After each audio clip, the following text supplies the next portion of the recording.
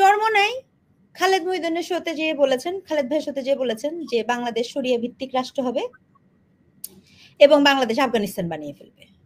এটা ওনাদের এজেন্ডা, মানে দারুণ এজেন্ডা। ঠিক আছে, গেল। তো ও কেন চাবে? ও কি এখন পর্যন্ত কনফার্ম হতে পারছে? না, এখনো কনফার্ম হতে পারেনি। রাষ্ট্রীয় গোয়েন্দা বাহিনীর কাছে কি ইনফরমেশন থাকে না?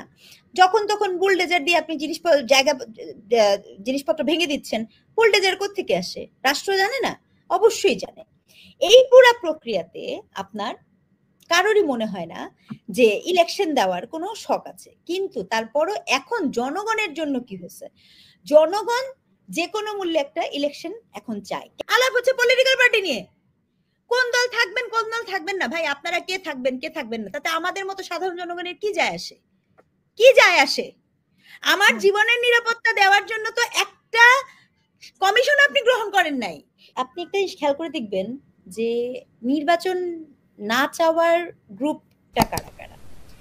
নির্বাচন হোক, মনে করেন একেবারেই নির্বাচন হোক, এটা প্রশ্নই আসে না চাওয়ার জন্য।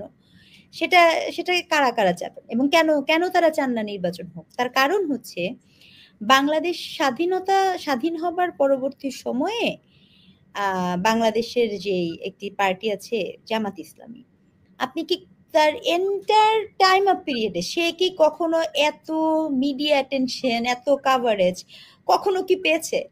পায়নি। এই মুহূর্তে সবচেয়ে ক্ষমতাবান মানুষটি, মানে দলটি কারা? হ্যাঁ, এই মুহূর্তে সবচেয়ে ক্ষমতাবান নেত্র নিউজের তাসলিম খলিল উনি বলছিলেন যে এই মুহূর্তে সবচেয়ে ক্ষমতাবান গ্রুপটার নাম হচ্ছে জামাত ইসলামী। কেন? চিফ অ্যাডভাইজার বলেন বা অন্যরা বলেন এরা কি জামাত ইসলামী না, এরা জামাত ইসলামী না। কিন্তু আপনার এই যে যত আমলা আপনি যদি যান বিভিন্ন জায়গাতে, কারণ এই মুহূর্তে দেশ চালাচ্ছে কিন্তু অ্যাকচুয়ালি আমলারাই সত্যিকার অর্থে। তো এই আমলাদের ম্যাক্সিমামই ইদার আপনি দেখবেন যে তারা ইদার জামাত ইসলামীর লোকজন একদম টপ টু বটম আছে, অথবা বিএনপির বেশ কিছু মানুষজন সেখানে আছে। এখন এই যে জামাত ইসলামী যেই সুবিধাটা এই মুহূর্তে পাচ্ছে, এই সুবিধা কি সে নির্বাচন হলে পাবে? উত্তর হচ্ছে না। এনসিপির ক্ষেত্রে তো এখন মনে হয় এমন ভাবে কথা বলতে হয় যে মানে কি বলবো, মানে হতাশা কাজ করে। যাদের কাছ থেকে প্রত্যাশা ছিল তাদের কাছ থেকে হতাশা কাজ করে। এনসিপির গড়ে ওঠার জন্য 43,000 ডকুমেন্ট নাকি তারা জমা দিয়েছে, দিয়ে তারা এসির ফিল আপ করতে পারেনি এখন পর্যন্ত, প্রতীক কনফার্ম হয়নি তাদের।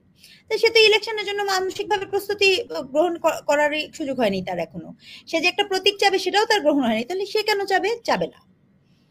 চরমোনাই খালেদ মহিউদ্দিনের শোতে যেয়ে বলেছেন, খালেদ ভাইয়ের শোতে যেয়ে বলেছেন যে বাংলাদেশ শরিয়া ভিত্তিক রাষ্ট্র হবে এবং বাংলাদেশ আফগানিস্তান বানিয়ে ফেলবে।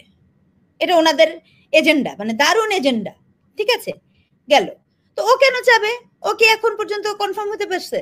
না, এখনো কনফার্ম হতে পারেনি। আরেকজন তো সার্বক্ষণিকভাবে সকাল বিকাল কোনো সময় চাবেই না বাংলাদেশ কোনো একটা স্থিতিশীলতার মধ্যে দিয়ে আসুক, সেটা হচ্ছে বাংলাদেশ আওয়ামী লীগ। কারণ বাংলাদেশ এই মুহূর্তে পলিটিক্যালি স্থিতিশীল হওয়া মানেই হচ্ছে তার জন্য এটা পলিটিক্যালি ডিসক্রেডিট, সে এটা চাবে না। তাহলে এই পরিস্থিতিতে ইলেকশনটা চায় কে? ইলেকশনটা চায় হচ্ছে রাজনৈতিক দলের মধ্যে বিএনপি এবং কিছু বামপন্থী দল। এটা একদম চরম সত্য কথা। নাগরিকরা কি চায়?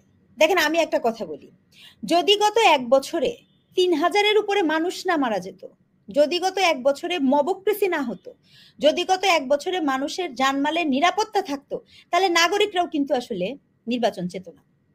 কিন্তু 1 বছরে পরিণতিটা এমন ভাবে হচ্ছে যে এখানে কোনো মানুষের কোনো জানের নিরাপত্তা নাই।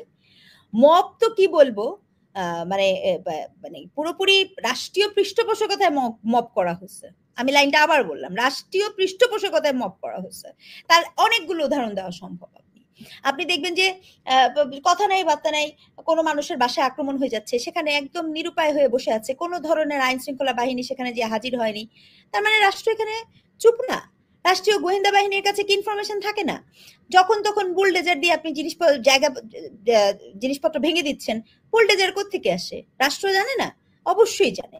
এই পুরা প্রক্রিয়াতে আপনার কারোরই মনে হয় না যে ইলেকশন দেওয়ার কোনো শখ আছে, কিন্তু তারপরও এখন জনগণের জন্য কি হয়েছে, জনগণ যে কোনো মূল্যে একটা ইলেকশন এখন চায়। কেন চায় জানেন? কারণ জনগণ, সাকিব ভাই বলল সংস্কার, জুলাই সনদ, ভাই মানুষের অবস্থা এখন এরকম হয়েছে, আমার আর সিস্টেম ঠিক করার দরকার নাই, আমার যে আনসিস্টেমেটিক সিস্টেম আছে ওইটা আমার ফেরত দেন।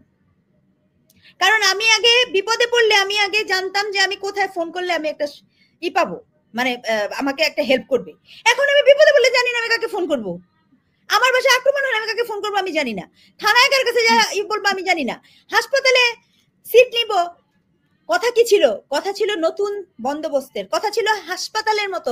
আপনি বলেন এই যে সংস্কার নিয়ে কথা বলছে, আমাকে বলেন তো যে বাংলাদেশের কোন সংস্কারে কোথায় বলা হয়েছে যে আমার হাসপাতালের মানুষের তো একটা প্রত্যেকটা মানুষ অসুস্থ হয়, আমার শিক্ষা ব্যবস্থার সিন্ডিকেট নিয়ে কোনো আলোচনা শুনছেন?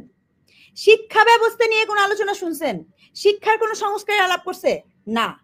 চিকিৎসার কোনো সংস্কারের আলাপ করছে? না। খাদ্য খাদ্য ভেজাল, মনে করেন খাবার, কৃষি জমির খাবার খেতে খেতে এমন কেউ নাই যে আমাদের অবস্থায়, সেটা নিয়ে কোনো আলাপ আছে? না। আলাপ কি নিয়ে? হ্যাঁ, আলাপ হচ্ছে পলিটিক্যাল পার্টি নিয়ে, কোন দল থাকবেন কোন দল থাকবেন না। ভাই আপনারা কে থাকবেন কে থাকবেন না তাতে আমাদের মতো সাধারণ জনগণের কি যায় আসে? কি যায় আসে? আমার জীবনের নিরাপত্তা দেওয়ার জন্য তো একটা কমিশন আপনি গ্রহণ করেন নাই, একটা ট্রুথ কমিশনও তো তৈরি করা হয় নাই।